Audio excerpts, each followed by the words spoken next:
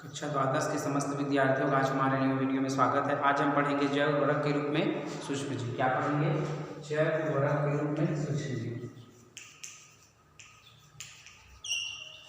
जैव उर्वरक के रूप में सूक्ष्म जीव।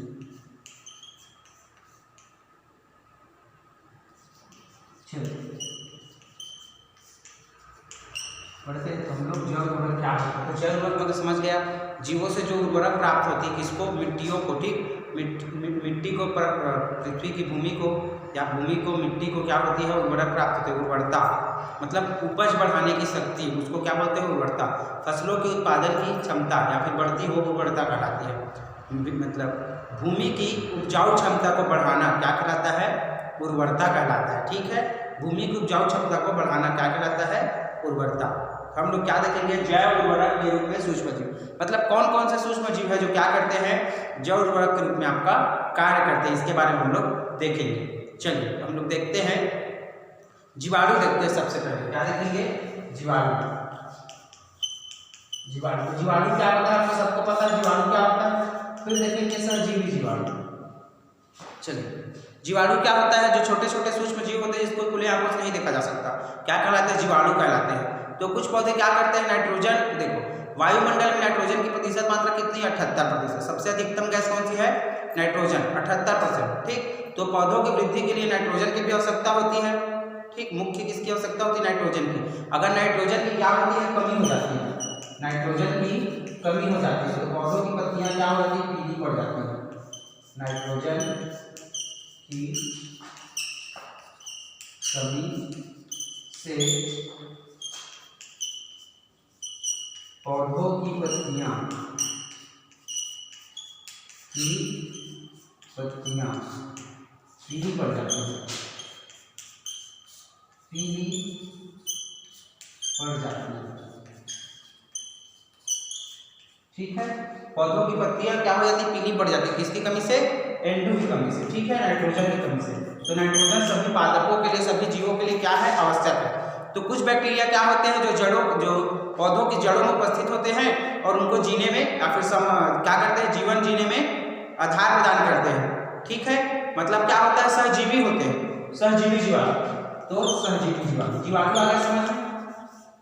सूक्ष्म जीव से आपको शरीर ऐसा देखा जा सकता है जो बहुत सारे रोगों को पैदा करने में मदद करते हैं। बहुत सारे रोगों के प्रति क्या करती है? एंटीबॉडीज के निर्माण में मदद करती है। वो जीवाणु कहलाती है। ठीक है, तो सहजीवाणु ऐसे जीवाणु जो भूमि के अंदर होते हैं। अगर पौधों की बात करेंगे तो भूमि के अंदर या भूमि के अंदर पौधों के जड़ों में उपस्थित रहते हैं और जड़ों को क्या करते हैं? आगे जीवन प्रदान करने में या उनके जीवन निर्वाह में सहायता करते हैं और स्वयं जीते हैं। ठीक, जैसे क्या करते हैं? मान के चलो कोई जीवाणु जैसे केचुआ, सहजीवी मान के चलो मैंने ले लिया, किसका ले लिया? केचुआ का ले लिया। केचुआ जीवाणु नहीं, ये जीव है केचुआ। मान एग्जांपल का केचुआ। या फिर समझ जाओ मैं नाइट्रोसोमोनास लेंगे, इसको ना लो, नाइट्रोसोमोनास लो। नाइट्रोसोमोनास या नाइट्रोबैक्टर। ठीक, तो वो जीवाणु है, वो क्या करेगा? लेग्यूमिनेसी कुल के, मतलब जितने दलहनी पौधे के कुल के जड़ में क्या करेगा? रहेगा और मल त्याग करता है। मल त्याग करता है तो पौधे के लिए फायदा होता है और पौधों के भोजन जड़ों से क्या करता है? और शोषण करता है अपना भोजन। तो दोनों का काम चल रहा है, जीवन निर्वाह हो रहा है। तो वो कैसे जीवाणु कहलाएंगे? सहजीवी जीवाणु। तो ऐसे जीवाणु जो क्या होते हैं? जो जीवों के जड़ों में रहते हैं, जीवों के पौधों के जड़ों में रहते हैं और अपना जीवन निर्वाह करते हैं एक दूसरे के साथ। ठीक, अंतर संबंध करके। तो वो ऐसे जीवाणु क्या कहलाते हैं? सहजीवी जीवाणु। उदाहरण क्या होगा? राइजोबियम। ठीक है, तो ये हो गया आपका जीवाणु का। अब हम लोग किसके बारे में देखेंगे? कवक के बारे में देखेंगे। ठीक, फंगस के बारे में। चलिए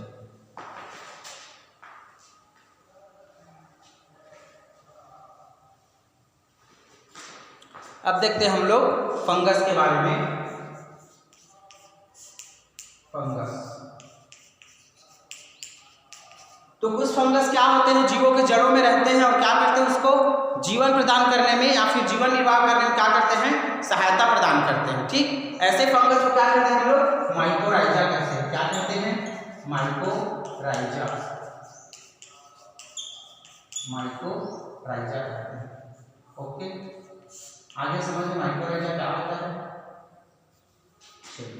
इतना समझ में आया। माइकोराइजा क्या होता है, जीवों को क्या करता है, जैसे दो फंगस है तो फंगस क्या करेगा, या फिर एक फंगस है तो पहला फंगस क्या करते हैं, मान लीजिए ऐसा कोई पौधा लगाया तो पौधा के जड़ में रहेगा, मिट्टी के चारों आवरण बना लेगा और सजीवता का कार्य करता है, मतलब पौधों को भी जीने देगा और स्वयं उनसे पोषण प्रदान करेगा, तो वह सजीवी फंगस क्या कहलाता है, माइकोराइजा।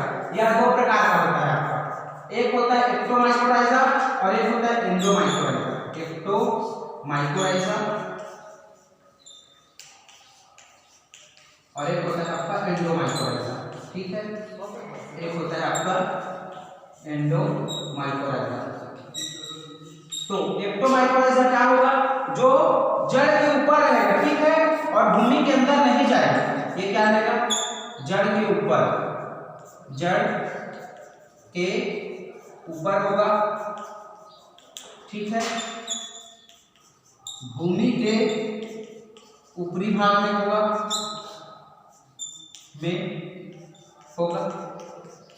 ठीक है, और जीवन निर्वाह करने में मदद करेगा, वो क्या कहलाएगा, एक्टो। एक्टो मतलब बाहरी।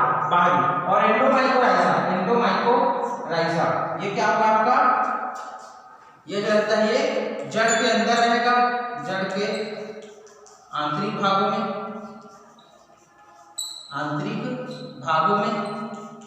ठीक है। और क्या होगा, ये भूमि के आंतरिक भागों में रहेगा, भूमि के अंदर, वो क्या कहलाएगा आपका एंडोमाइकोराइजा कहलाएगा। आया समझ में, माइकोराइजा क्या होता है, एंडोमाइकोराइजा आ गया समझ में। चलिए अब इसके बाद हम लोग क्या देखेंगे, साइनोबैक्टीरिया के बारे में देखेंगे, ठीक है। क्या देखेंगे, साइनोबैक्टीरिया के बारे में। तो आपको मैंने साइनोबैक्टीरिया कुछ पुरानी क्लास में बता चुका है कि साइनोबैक्टीरिया क्या होता है, काफी बार मैंने बताया। ब्लू ग्रीन एल्गी भी से भी कहा जाता है, एनाबीना, नॉनस्टॉप, ओसेटेलेरिया, ये सब क्या है, साइनोबैक्टीरिया के उदाहरण है। साइनोबैक्टीरिया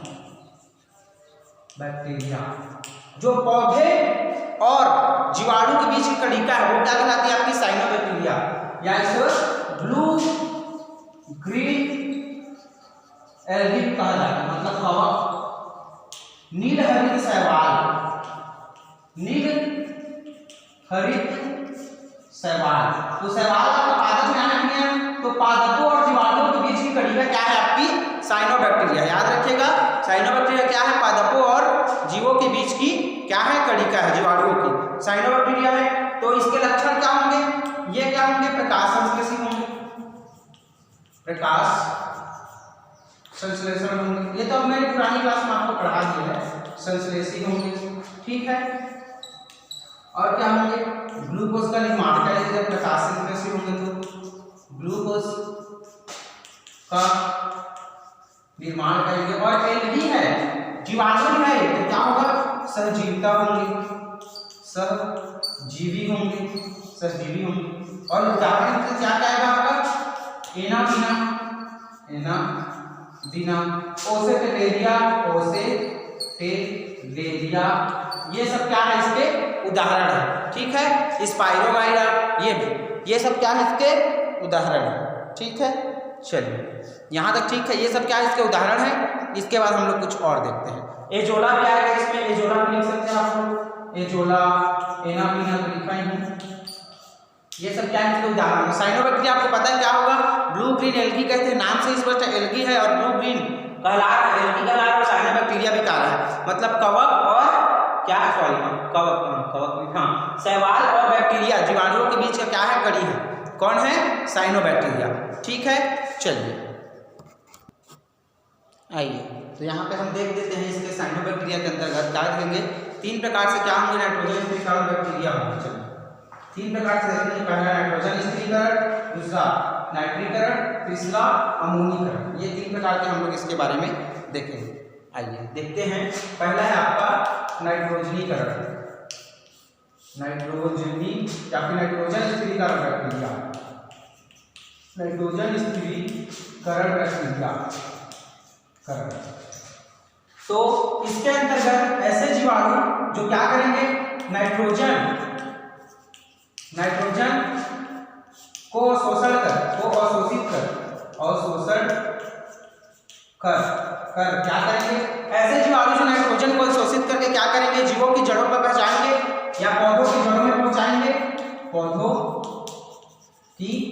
जड़ों में पहुंचाएंगे और क्या करेंगे, भूमि की उर्वरा शक्ति को बढ़ाएंगे, भूमि की उर्वरा शक्ति को बढ़ाएंगे। क्या करेंगे, उर्वरा शक्ति को बढ़ाएंगे, शक्ति को बढ़ाएंगे। वो आपका क्या कहलाएंगे, नाइट्रोजन स्थिरीकरण बैक्टीरिया। क्या कहलाएंगे, नाइट्रोजन स्थिरीकरण बैक्टीरिया।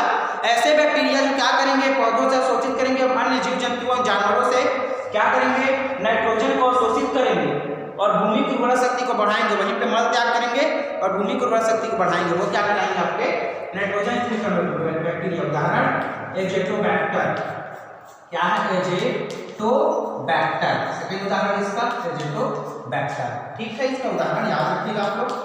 चलिए इसके बाद देखेंगे हम लोग नाइट्रीकरण बैक्टीरिया। इसके बाद क्या देखेंगे हम लोग, नाइट्रीकरण। इतना समझ में आया। चलिए इसके बाद हम लोग देखेंगे नाइट्रीकरण बैक्टीरिया। चलिए उसको भी देख लेते हैं, नाइट्रीकरण बैक्टीरिया क्या होता है। तो नाइट्रीकरण बैक्टीरिया या नाइट्रीकरण किसे कहते हैं, ये तो नाइट्रीकरण क्या होगा, जीवों से प्राप्त अमोनिया को, प्राप्त या अवशोषित अमोनिया को, ठीक, अवशोषित या उत्सर्जित, ये भी लिख सकते हैं, उत्सर्जित अमोनिया को नाइट्रोजन के रूप में बदलना, नाइट्रोजन के रूप में बदलना क्या कहलाता है, नाइट्रीकरण कहलाता है। क्या कहलाता है, नाइट्रीकरण कहलाता है। ठीक, उत्सर्जित जीवों से अमोनिया जो प्राप्त होती है, जीवों से उत्सर्जित होगी अमोनिया प्राप्त होगी, उसको नाइट्रोजन के रूप में बदलना और दलहनी पौधों को देना। और क्या करना, मिट्टी की उर्वरा शक्ति को बढ़ाना, मिट्टी की उर्वरता को बढ़ाना, उर्वरता को बढ़ाना क्या कहलाता है, नाइट्रीकरण। उदाहरण कौन सा है, नाइट्रोसोमोनास। तीनों उदाहरण याद रखेंगे आप लोग, नाइट्रोसोमोनास। ठीक है, नाइट्रोसोमोनास या नाइट्रोबैक्टर बोल सकते हैं, या नाइट्रोबैक्टर,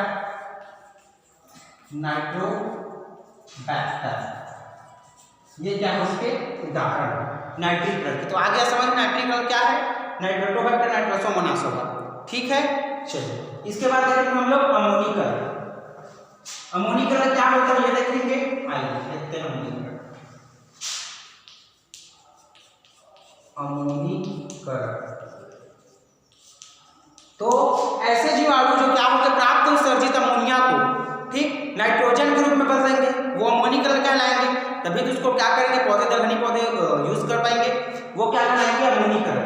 उदाहरण क्या होगा इसका, बैसिलस सबटिलिस के जितने भी फूल है वो, बैसिलस सबटिलिस, ये भी इसका उदाहरण होगा, सबटिलिस क्या है इसका उदाहरण है। तो अमोनीकरण क्या होगा, जीवों से एवं जंतुओं से या मृत जीवों के शरीर से अमोनिया प्राप्त होगी। तो मृत जीवों के शरीर से प्राप्त होने वाली अमोनिया को नाइट्रोजन के रूप में बदलेंगे। ठीक, कहां से प्राप्त होगा ये, मृत जीवों के शरीर से, मृत जीवों के शरीर या सड़े गले पदार्थ, या सड़े गले पदार्थ से क्या प्राप्त होगा, आपका अमोनिया प्राप्त होगा, उसको N2 में परिवर्तित करेंगे तो वो क्या कहलाएगा, अमोनीकरण। ठीक है, चलिए तो उदाहरण बैसिलस सबटिलिस के जितने भी जीवाणु हैं वो। इसके बाद हम लोग देखते हैं पदार्थों का चक्रीकरण में योगदान। तो आप सभी जानते हैं पदार्थों का चक्रीकरण कैसे होता है, जैसे आप लोगों ने वर्षा जल तंत्र पढ़ा हुआ है, वाष्पीकरण पढ़ा हुआ है, उसमें क्या होता है देखिए। अब इसमें पदार्थों के चक्रीकरण में आपको एक समझाया था हूँ, जैसे कि कैसे समझाऊं, कार्बन डाइऑक्साइड का बताया था, कार्बन डाइऑक्साइड चक्र बताया। मान के चलिए क्या है, पौधे रात को क्या करते हैं, कार्बन डाइऑक्साइड विसर्जित करते हैं, रात को क्या किए, रिड्यूस CO2 हो गया, फिर CO2 को क्या करता है, वायुमंडल में जाता है,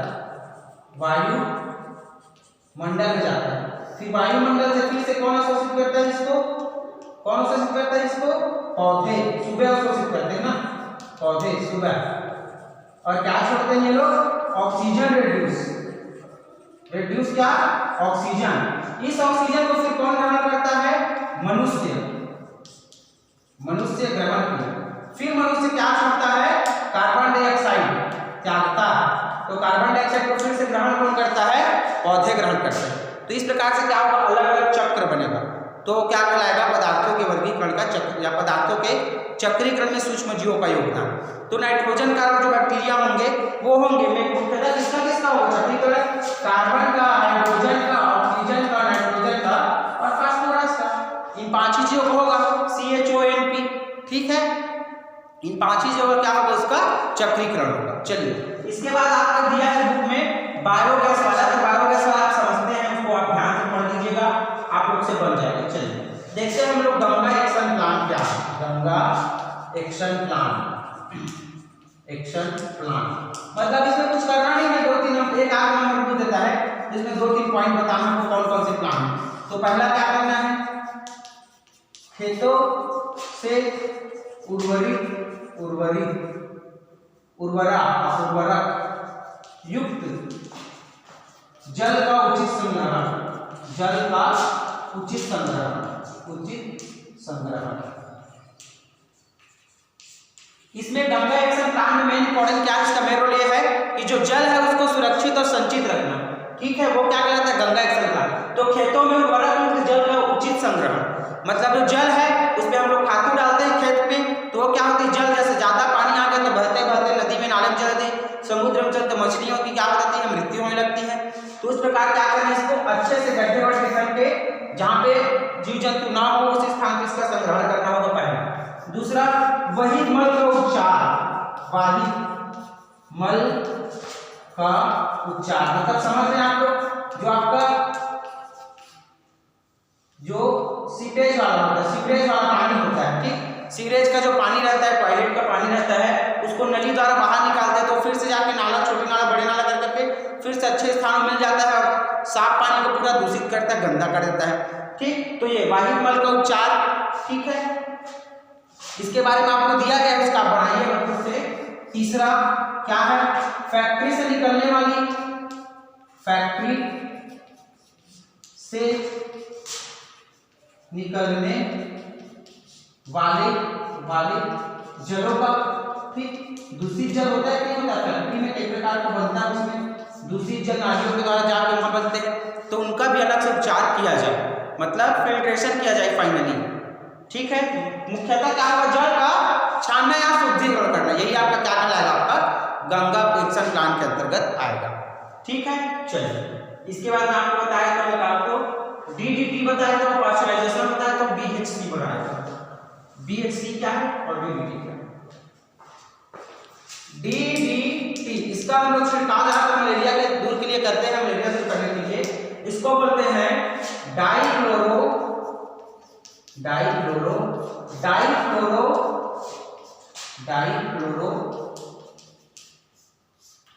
ठीक, ट्राइक्लोरोएथेन,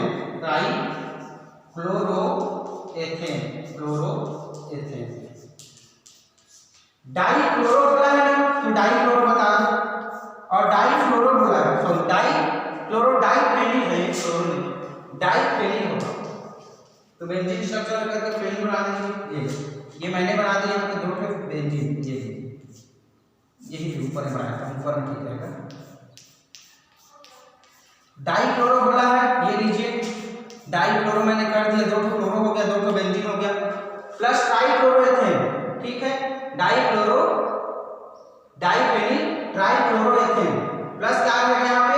3 क्या रहेगा? एथेन रहेगा, मतलब 3C2H5। ये क्या है आपका? एथेन। तो ये किसका संरचना है? आपका DDT का संरचना है। DDT का पूरा नाम क्या रहेगा? डाइफेनिल ट्राइक्लोरोएथेन। उसके बाद क्या रहेगा? ठीक है, इसका हम लोग देखते हैं BHC, इसको बोलते हैं हम लोग बेंजीन हेक्साक्लोराइड, BHC। इसका पूरा नाम होता है बेंजीन हेक्साक्लोराइड।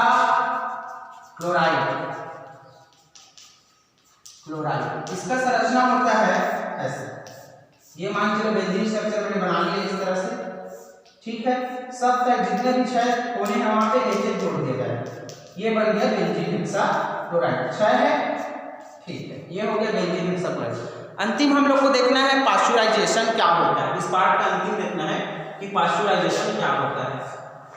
पाश्चराइजेशन की खोज सर्वप्रथम लुईस पाश्चर ने की थी, ठीक है।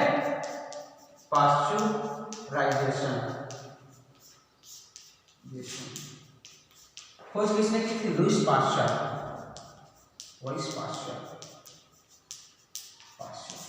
ठीक। अब दूध का पाश्चराइजेशन होता है, मिल्क का। यहाँ पे जो देवभोग है वहां पे डेली पाश्चराइजेशन करके दूध बनाया जाता है। तो दूध को सबसे पहले क्या करेंगे, 72 डिग्री सेंटीग्रेड पर क्या करेंगे, गर्म करेंगे, ठीक। 5 मिनट के लिए, 5 मिनट के लिए क्या करेंगे, सॉरी नहीं, इसको तो वो तो अलग हो गया। ये पाश्चराइजेशन दो प्रकार का होता है, एक होता है LDP लो डेंसिटी पाश्चराइजेशन, एक होता है HDP हाई डेंसिटी, HTP और LTP होता है। एक होता है LTP मतलब लो टेम्परेचर पाश्चराइजेशन, एक होता है HTP मतलब हाई टेम्परेचर पाश्चराइजेशन। तो अब क्या होगा, जब अत्यधिक समय के लिए कुछ मात्रा मतलब टेम्परेचर कम रहेगा और अत्यधिक समय के लिए पाश्चराइजेशन किया जाएगा, वो आपका कहलाएगा लो टेम्परेचर पाश्चराइजेशन। मतलब क्या होगा, टेम्परेचर कम रहेगा और समय अधिक लगेगा, जैसे दही बनाने में किया जाता है।